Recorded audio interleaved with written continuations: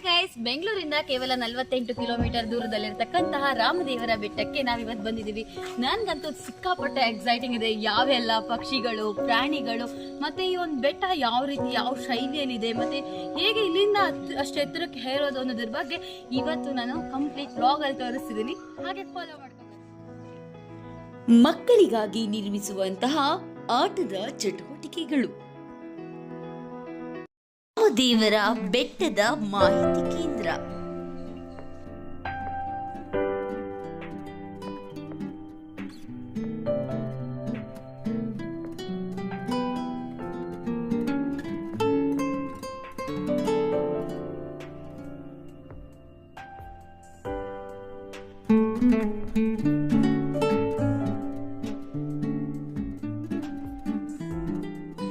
ರಾಮದೇವರ ಬೆಟ್ಟದಲ್ಲಿ ಮಕ್ಕಳಿಗಾಗಿ ನಿರ್ಮಿಸಲಾಗಿರುವಂತಹ ಆಟದ ಮೈದಾನವಾಗಿದೆ.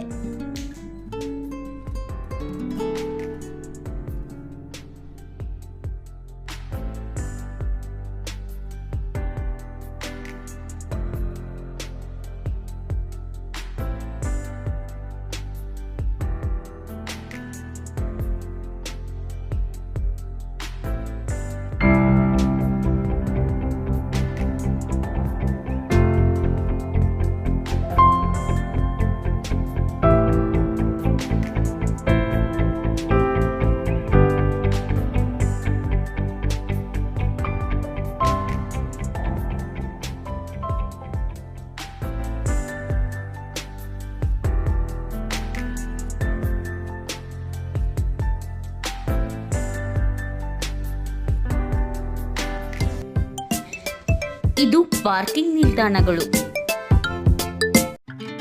ರಾಮದೇವರ ಬೆಟ್ಟದ ಒಂದು ಆರಂಭದ ಸ್ಥಳ ಇದು. ಈ ಒಂದು ಸ್ಥಳವು ಪುಣ್ಯ ತೀರ್ಥವಾದಂತಹ ಒಂದು ಕ್ಷೇತ್ರ ಅಂತಾನೆ ಹೇಳ್ಬೋದು. ರಾಮನ ರೂಪದಲ್ಲಿರ್ತಕ್ಕಂತಹ ಹಲವಾರು ದೇವರುಗಳ ಒಂದು ಮೂರ್ತಿ ಪ್ರತಿಷ್ಠಾಪನೆಗೊಂಡಂತಹ ಸುಪ್ರಸಿದ್ಧ ಬೆಟ್ಟವಾಗಿದೆ. ಈ ಬೆಟ್ಟಕ್ಕೆ ಸರಿಸುಮಾರು 400 ಮೆಟ್ಟಿಲುಗಳಿದ್ದು, ಇದರ ಸುತ್ತಮುತ್ತ ಪ್ರಕೃತಿಯಿಂದ ಕೂಡಿರುವಂತಹ ಸೊಬಗನ್ನ ನೀವು ಇಲ್ಲಿ ಸವಿಯಬಹುದು.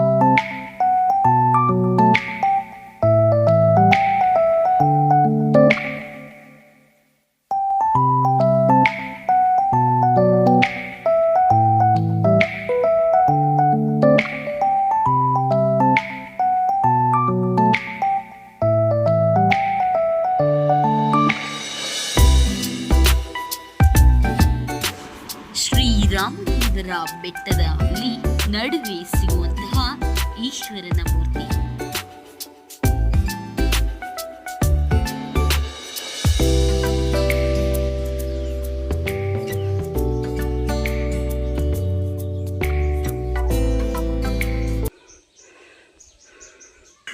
ಈ ಮರನ ಹತ್ತಬೇಕು ಅಂತ ಆಸೆ, ಬಟ್ ಹತ್ತಕ್ಕೆ ಆಗ್ತಿಲ್ಲ.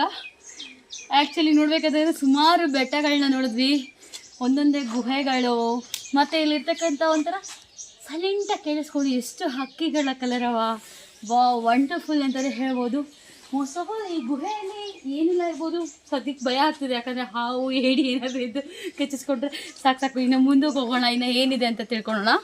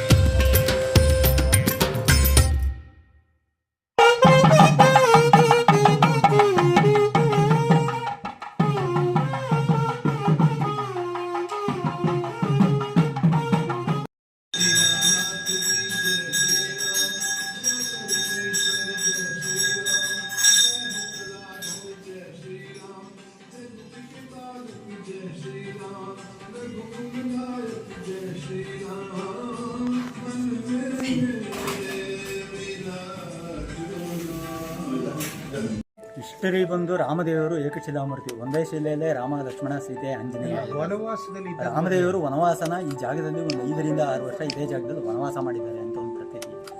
ರಾಮದೇವರನ್ನ ಒಂದು ಸುಗ್ರೀವ ಮಹಾರಾಜರು ಪ್ರತಿಷ್ಠಾಪನೆ ಮಾಡೋದು. ರಾಮದೇವರಿಗೆ ಪಟ್ಟಾಭಿಷೇಕ ಆಗುತ್ತೆ. ಪಟ್ಟಾಭಿಷೇಕ ಆದಾಗ ಸುಗ್ರೀವ ಮಹಾರಾಜರು ಒಳಗಡೆ ಇರುವಂತಹ ಒಂದು ವಿಗ್ರಹನ ಕೆತ್ತಿಸ್ಕೊಂಡು ಕಿಷ್ಕಿಂಧೆಗೆ ತಗೊಂಡೋಗಿ ಪ್ರತಿಷ್ಠಾಪನೆ ಮಾಡಬೇಕು ಅಂತ ಈ ಮಾರ್ಗವಾಗಿ ಹೋಗ್ತಿರ್ಬೇಕಾದ್ರೆ ಈ ಜಾಗದಲ್ಲಿ ಸುಖಾಸುರ ಅನ್ನೋ ರಾಕ್ಷಸರ ಮೇಲೆ ದಾಳಿ ಮಾಡಿದಾಗ ಅವರು ಈ ವಿಗ್ರಹನ ಇಲ್ಲಿಟ್ಟು ಅವ್ರನ್ನ ಸಂಹಾರ ಮಾಡಿ ಬಂದು ವಿಗ್ರಹನ ಎತ್ಕೊಂಡಾಗ ವಿಗ್ರಹ ಮೇಲುಗಡೆ ಬರಲ್ಲ. ಆಗ ಒಂದು ಆಕಾಶವಾಣಿ ಕೇಳಿ ಬರುತ್ತೆ, ಈ ಜಾಗ ತುಂಬ ಪ್ರಶಾಂತವಾಗಿದೆ, ನಾವು ಇಲ್ಲೇ ಇರ್ತೀವಿ ಅಂತೇಳಿ. ಅವಾಗಲಿಂದ ರಾಮದೇವರು ಇಲ್ಲೇ ನೆಲೆಸಿದ್ದಾರೆ. ಏನು ಕಲ್ಯಾಣಿ ಕಾಣಿಸ್ತಿದೆ ರಾಮತೀರ್ಥ ಅಂತೇಳಿ, ಅಮ್ಮನವ್ರಿಗೆ ಈ ವನವಾಸಕ್ಕೆ ಈ ಜಾಗಕ್ಕೆ ಬಂದಾಗ ಕುಡಿಯೋಕ್ಕೆ ಮತ್ತು ಸ್ನಾನ ಮಾಡೋದಕ್ಕೆ ನೀರು ಇಲ್ಲಿ ಹೊರಗಡೆ ಸಿಗದೇ ಇದ್ದಾಗ ರಾಮದೇವರು ಸ್ವತಃ ಬಾಣ ಬಿಟ್ಟಿರುವಂತಹ ಇದೆಷ್ಟು ಆಳ ಇದೆ ಅಂತ ಇದುವರೆಗೂ ಯಾರು ಕಂಡಿಡಿದವರಿಲ್ಲ. ಎಷ್ಟೇ ವರ್ಷ ಮಳೆ ಬರದೇ ಇದ್ರೂ ನೀರು ಗೊತ್ತಲ್ಲ, ಹಾಗೆ ಇದೆ.